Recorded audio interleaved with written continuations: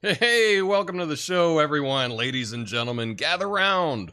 We've got ourselves a real-life Who Wants to Be a Serial Killer edition happening in Oregon and Southern Washington. Forget about The Bachelor. It is the hottest reality show of the year. Now, I know it's a bit morbid, but let's face it, we're all secretly obsessed with true crime. We binge watch serial killer documentaries like it's our job. Well, folks, seems like one killer was tired of being cooped up during the pandemic, decided to make a grand comeback. Move over serial podcast, because now we have the return of the serial killer, the new true crime sensation. Now in the lovely counties of Multnomah, Clark, Clackamas, and Polk, it's raining bodies. Forget about hiking trails. These places have turned into a twisted scavenger hunt. The prize? Dead bodies. In a chilling case of murder. Ooh. Yeah. Let's start with victim number one. Joanna Speaks. She was found in Ridgefield, Clark County with blunt force trauma. Blunt force trauma. Netflix and chill became Netflix and kill. Did her date come armed with a baseball bat instead of flowers? That's the ultimate bad date.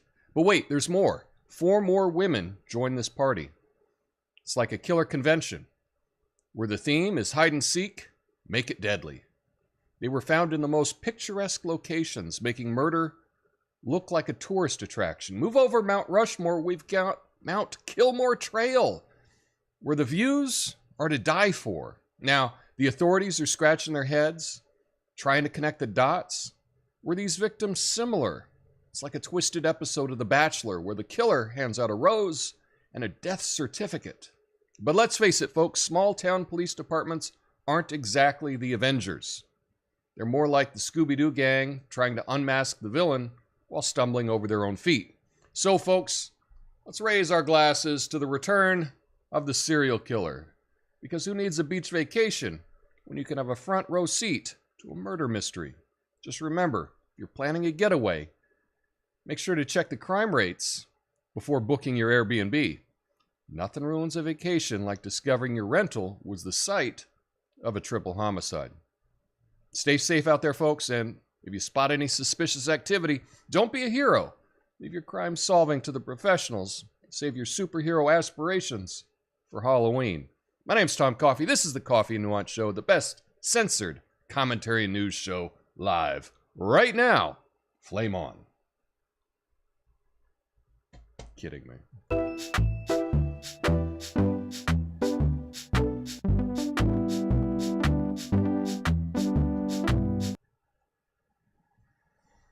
Oh yeah. Looks like we got a new serial killer out here. Law enforcement agencies in Oregon and Washington are investigating a series of suspicious deaths involving 6 women, and the bodies were all discovered around Portland between February and May. The circumstances around the deaths are considered unusual since homicides are kind of uncommon in this area. All the other bodies found, they were discovered in rural or wooded areas. Law enforcement agencies are currently investigating the cases, but they don't have enough evidence to link them together. They're considering factors such as the victims' similarities, including age, contacts, frequent locations, but no official conclusion has been made regarding the connection between the case. Well, I say this is something for AI, right? We could have an AI detective. We just plug in all the information about all these victims and see if we can put together some similarities, find out where they're connected, find out what is happening. Because if this is a serial killer, we got to put a stop to this. I mean, how often do serial killers kill, and then just stop? Doesn't happen. They keep killing. We need to solve this. And if the police are not doing it, I don't know. Maybe we ought to make a podcast or something to and crowdsource all of this to figure out who's the killer and to catch them. That would be pretty exciting. I don't have any leads. I don't know. I'm not really much of a murderino, as they say, the people that listen to all the true crime podcasts and really get into that. Seems especially popular with a lot of women. Not really my bag. I think I get enough real life as it is. I don't need reminders of more of that. But they really have gone out of their way to promote over the weekend that this, it's not a serial killer. We don't have any evidence it's a serial killer, even though all the indications seem like it might be. You know, I was thinking about this case last week, and I thought, oh, you know, this would be a good story about this serial killer. I said, I'll get to it next week. And then all of a sudden, over the weekend, that's where all the stories came out about it.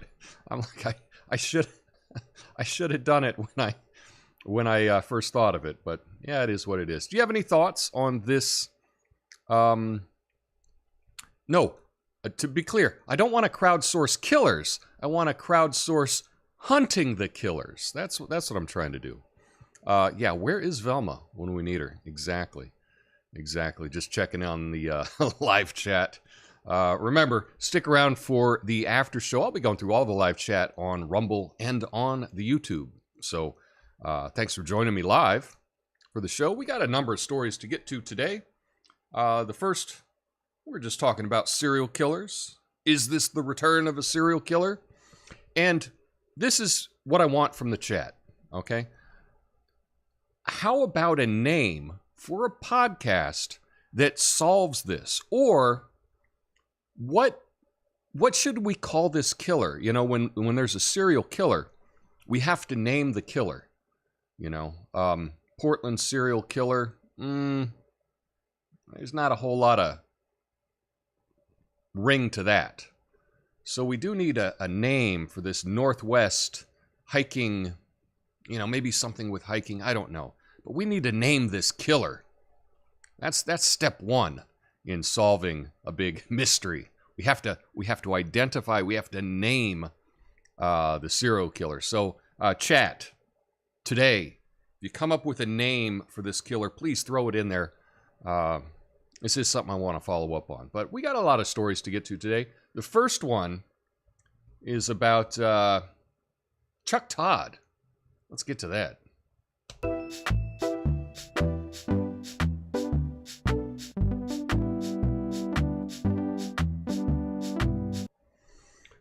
Chuck Todd is stepping down from Meet the Press after almost a decade, claiming he wants to spend more time with his family. I guess working one morning a week is just cutting into all that family time. If he thought he'd leave before we all saw that he's terrible, yeah, too late. We all knew. Yeah, Chuck Todd, longtime moderator for NBC's Meet the Press, announced his departure from the show after almost a decade. Todd cited the desire to prioritize his family and not let work consume him. Kristen Welker, a former chief White House correspondent and Todd's chief fill-in, will replace him as the first black moderator of Meet the Press and the first woman since 1953. The show's faced criticism, but is committed to journalistic standards. In the recent TV season, Meet the Press ranked third in viewership among political interview shows. So this was news to me that Kristen Welker is black. Did not know that. I've seen her for years, never knew she was black. I guess I'm just not very good at identifying that. But that's the thing, unless someone tells you, you know, if you don't necessarily look what you're claiming, you have to let people know if that's important to you. Now, I don't think it's that important. But it is interesting that often the people that are quote-unquote minorities that get big positions of power don't necessarily look like or have the background of those that they're representing. So Kristen Welker comes from a good family, went to Harvard, and apparently she's black. I would not have guessed that. But I guess I don't want to get into trouble by saying what I thought she would have been. But apparently, yeah, she's black. Chuck Todd, I have not liked this guy forever. And I always wondered why. How did he get the job? I want to know how Chuck Todd got his job. I have a suspicion. But he never went to college. He never took a journalism class. How did he get to do this? How? How is that possible? That someone that never went to college ends up being the chief political person for NBC. Now, as a reminder, I have told you shorthand for NBC. NBC is the preferred corporate news of three-letter Washington agencies. They all tend to put out their stuff through NBC News. So if you ever want to know what the establishment thinks on something, just check out NBC News, because they will tell you, because that's what they do. But yeah, I never cared for the Chuck Todd. Never liked him. Didn't think he was very good at his job at all. Always found it odd that he was able to hold on to that job. But I guess he was good at pushing a certain narrative. But, yeah. Anyway, I guess I'll look forward to next week's Meet the Press and check out our new host. Do you have any thoughts on either of them? Let me know in the comments. And next up, well, let's get international. Let's talk about your summer plans. You're kidding me. Come on. There we go.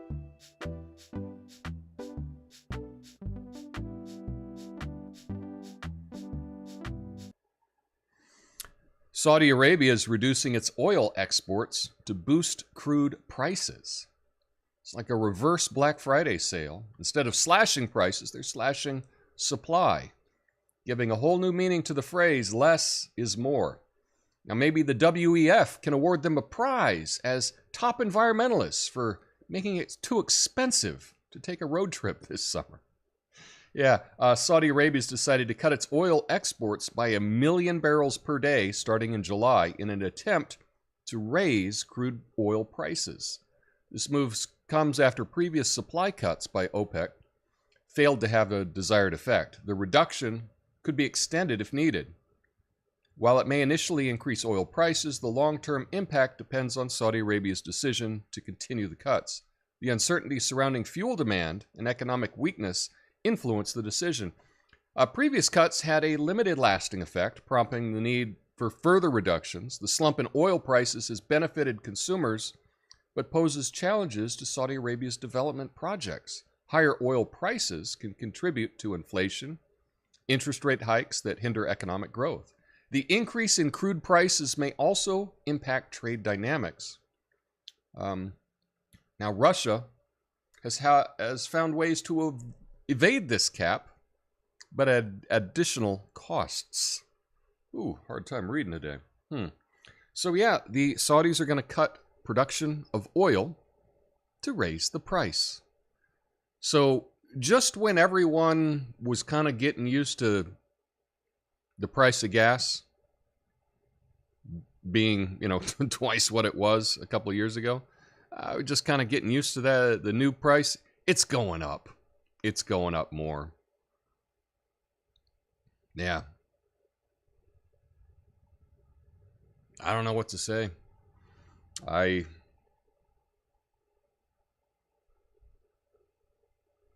Yeah. Price of oil's going up. Gas is going up. I guess I won't be taking those road trips this summer. Well, I probably will. It won't really stop me, but it is going to have an impact on a lot of people. And, yeah, just more bad economic news. Is there anything that we could do about it? Well, if we had a leader that Saudi Arabia didn't laugh at, right? We might be able to have some influence over what they're doing over there. But if you've ever seen Biden around the leaders of Saudi Arabia, they just kind of clown him. And it's cringy and embarrassing how little he seems to be respected by Saudi Arabia. Now, I don't mean this to be a diss on Joe Biden. I don't want to talk negatively about Joe Biden every single day. I want to be able to say something positive that he has done or that he is doing. Can't seem to find any, but please let me know if Joe Biden ever does something good. Let me know, because I do want to report that. I want to try to, appear balanced by giving good news about what he's doing. But obviously, he has no say, he has no sway, he has no power whatsoever with anything that's going on in Saudi Arabia. So no matter who the next president is, I hope it is someone that has a little bit of hand over Saudi Arabia. We'll just have to see what happens. Anyway, let's get nutty now.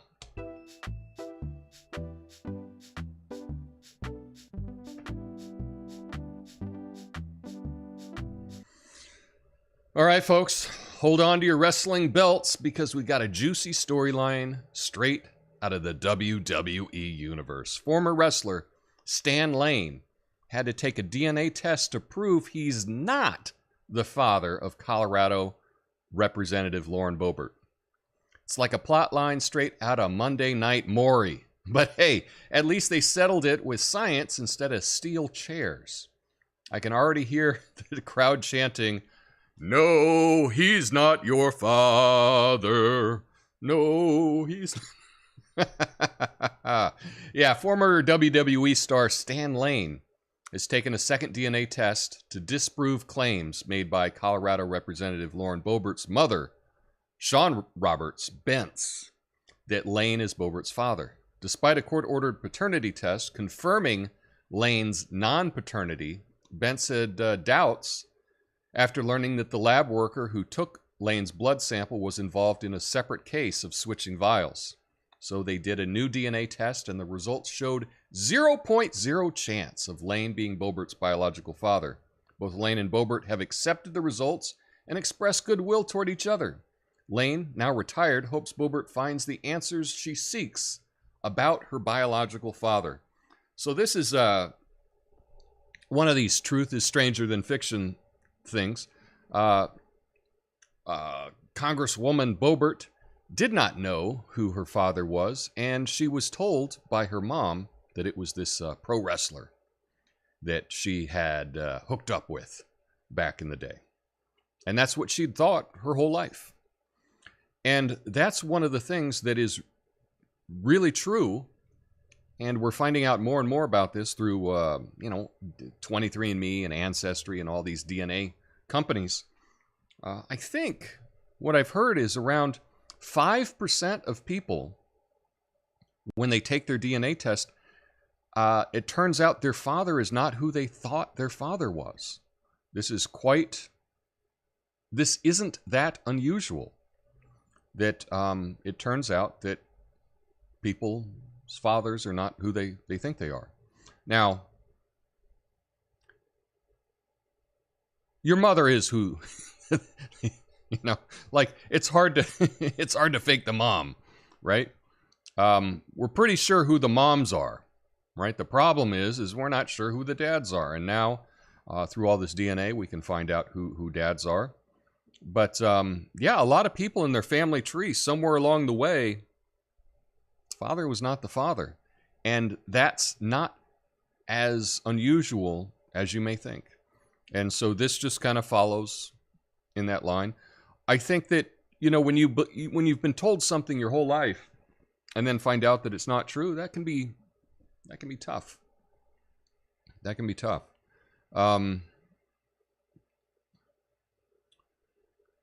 But anyway, I hope that this works out for both of them and they're able to move on with it. The wrestler, Stan Lane, He said that he was actually had a lot of issues being associated with her because many people see her as like a toxic politician. That's the way that she's been portrayed in the press, as this kind of ultra right-wing personality. And he said that that was causing a lot of issues in his own life.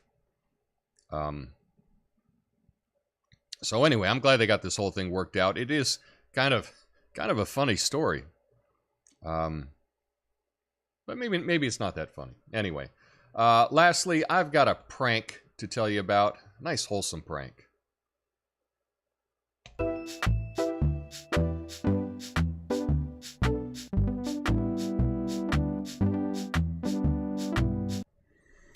Hey, did you hear about the senior prank in Delaware? The entire class snuck into the head of school's house, slept over. She didn't even notice.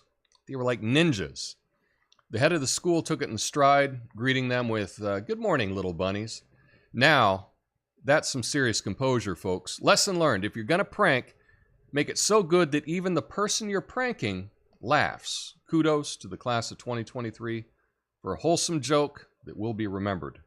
Yeah, so the senior class in St. Andrew's School in Middletown, Delaware, pulled off a memorable senior prank that brought laughter to many. In the prank, the entire class of 70 students snuck into the house of Joy McGrath, the head of school, and slept on the first floor overnight, where McGrath woke up and discovered the surprise. She initially shut the door and later reopened it to greet the students with humor.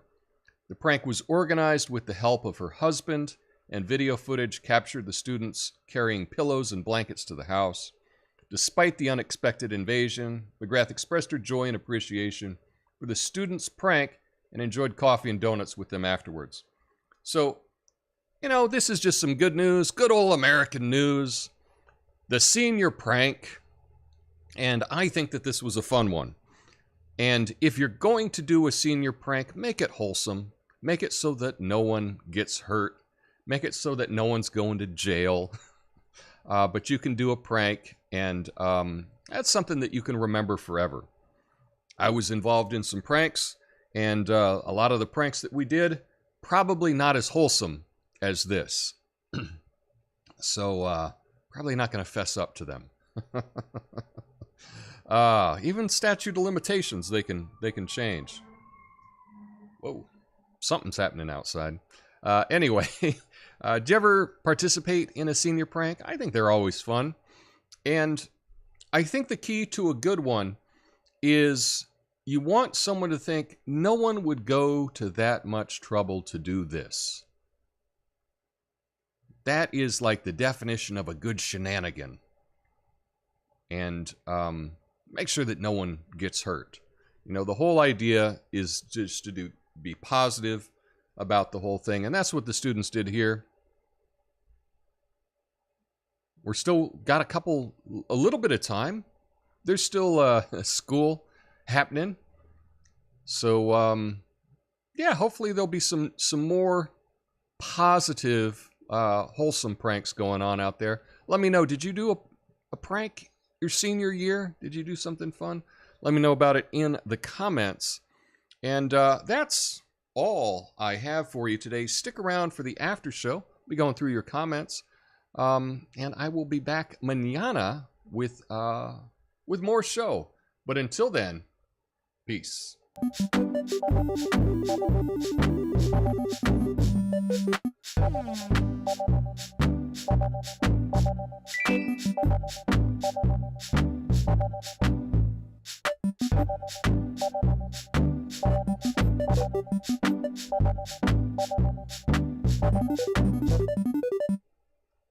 Okay.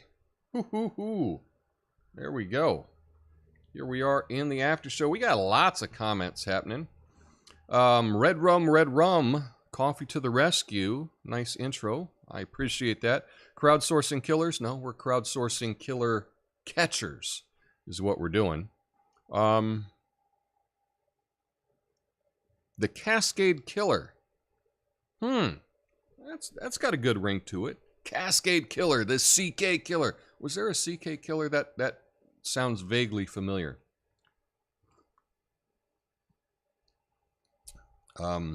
Maybe just tanned.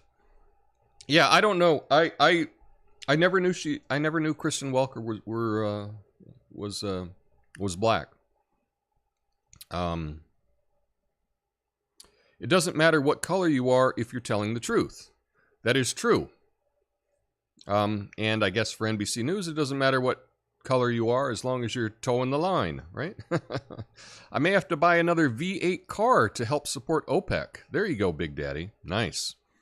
Gas is $13 for 4 gallons in Tennessee. Sucks. If only it were that cheap here. Anytime I hear about gas prices in the rest of the country, I get really jealous because we have about the highest prices in the country here. Although Oregon does have something the rest of the country doesn't have, is we don't pump our own gas. So that is a luxury that I really like. So you pull up and someone pumps the gas for you. You don't have to worry about getting anything on your hands. Don't have to get out of your car. It's real nice. But boy, $13 for 4 gallons, that'd be a deal out here for sure. Joe picked himself up off the ground pretty fast. That was good. Yeah, that was good. Depending on your bubble, you either saw Joe Biden fall down 100 times over the last week or not at all.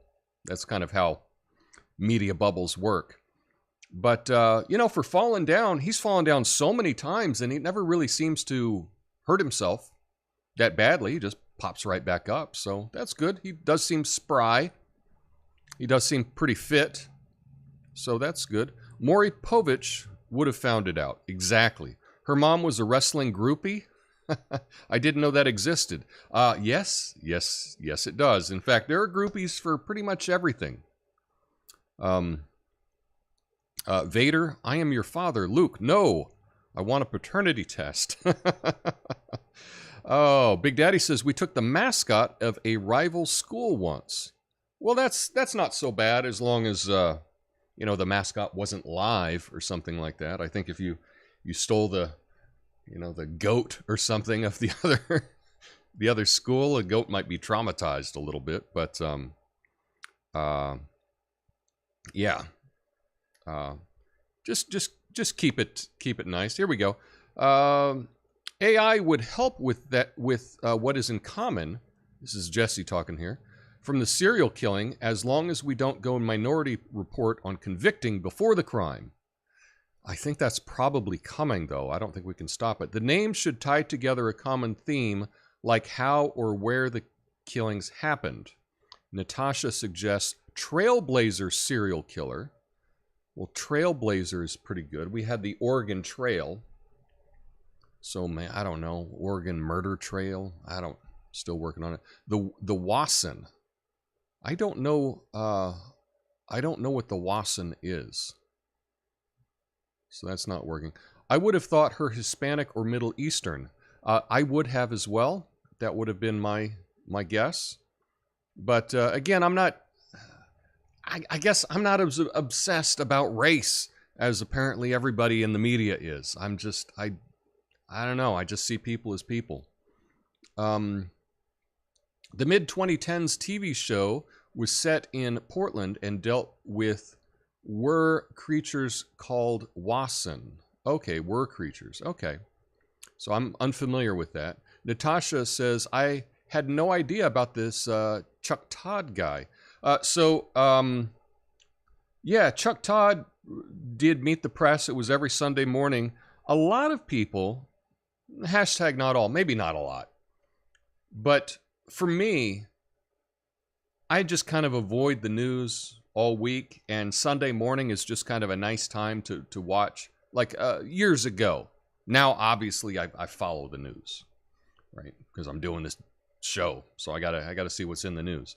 But in the past, I would really go all week. I wouldn't follow much, and on Sunday morning, I would pop on the TV. Break out the crossword, have some bagels and coffee. Just kind of a nice Sunday morning thing to do. Watch Meet the Press. Because they would bring on the people of the press and talk about, hey, what's the press talking about? Which in turn is kind of what's everybody talking about. And he's been the host for nearly a decade. But Chuck wasn't David Gregory, no. Oh, the show was called Grimm. Yes, I was actually on the show Grimm. I've never seen the show Grimm, but I think I tried watching the pilot. It wasn't really for me. But I was an extra on a couple of episodes. In one of them, you know, the camera's over my shoulder as they're looking at a murder or something. So you can see my shoulder in the shot. But yeah, they filmed that here in Portland. Seems like my decision to quit driving was a good one. Okay. You are not the father. Oops. Yeah, Boebert has nice arms, seems to be in good physical shape, good role model in that aspect. She does seem pretty fit. Let's see. Oh, Big Daddy says it was a goat, as a matter of fact. You stole the other school's goat? Oh, no. I hope you had somebody, you know, a farmer's kid in your school that was able to deal with the goat. That could be traumatic for the goat. But, oh, that's funny just thinking about it now. Yeah, that's actually one thing I've thought about a lot is I think one of the biggest problems that our country has, well, there's lots of problems, but one is health. The health of Americans is not what it could be or what it should be. And I would really look forward to a politician that just decides, you know what, I am being a politician, but I'm also going to help make America fit again. I really thought that would be a cool thing for like Kamala to do. You know, vice presidents don't do a whole lot. You know, I know they assign her to different duties that she doesn't do anything about, like the border or whatever. Now they've made her the czar of AI, so we can be sure that the administration doesn't care about it. But I thought that would have been really cool if she decided, hey, America, let's get in shape. And maybe once a week she could, you know, exercise out on the front lawn of the White House. I think that would be cool. That would be a good example. And she could probably talk a bunch of, you know, people that are home during the day, housewives, things like that, to join her in some fitness, some exercise, a little group exercise on the White House lawn. Do a live stream it. Have everybody, you know, she could bring in the top, you know, workout people to dance or do yoga, all kinds of stuff. That would be a real positive thing that people could do if they were a politician, if they cared about the health of this country. Because if we all want healthcare to be cheaper, well, healthcare would be cheaper if we were all in better shape. If as a country we were in better shape, we'd be paying less for healthcare and we might be able to offer more healthcare to more people. So that would be a really beneficial thing that we could do. Just a dumb idea I had. It's never going to happen. But I'm crossing my fingers. I hope it'll happen. Anyway, yes. Sure. Gotta learn how to say people's names. But solving problems isn't as profitable as creating problems. And that is true. However, there is some money in solving problems. I think, you know, like I say, if Kamala, if she decided to do like a workout, get America in shape, I think that she could probably go on after being vice president as she would be have a legacy that people would look fondly upon as opposed to just being a punchline. So that's something that she could do for sure. Let's see. Natasha says, my ex did a prank at West Point. Yikes. He took the army donkey and put it in someone's dorm room. Well, again, I don't know about these pranks with animals, but that does sound funny. I hope no one was sleeping in that room at the time. Yeah. I understand solving problems. You don't make as much money on it, but I really do think that could happen. And that's why, that's another reason I like Tulsi. Tulsi's always, she'll never be president, but she always would film her workouts, her CrossFit stuff, her trainings, and throw it up there on Instagram and whatnot. And it was inspirational, like getting in shape. And I thought that's a real positive thing. Putting a highlight on physical fitness. That's probably why having a president in their 70s or 80s is not, another reason against that, I guess. But anyway, it's still an idea, and maybe someone will go up on it. Who knows? Who knows? Anyway, that's all I have for you today. Have an awesome day, and do me a favor, think about more names for this killer. Let me know in the comments, and if you're watching the show after, if you're not watching live, you can still leave comments. Let me know what we should call this serial killer. Anyway, I'll be back tomorrow. Y'all have a beautiful day. Peace.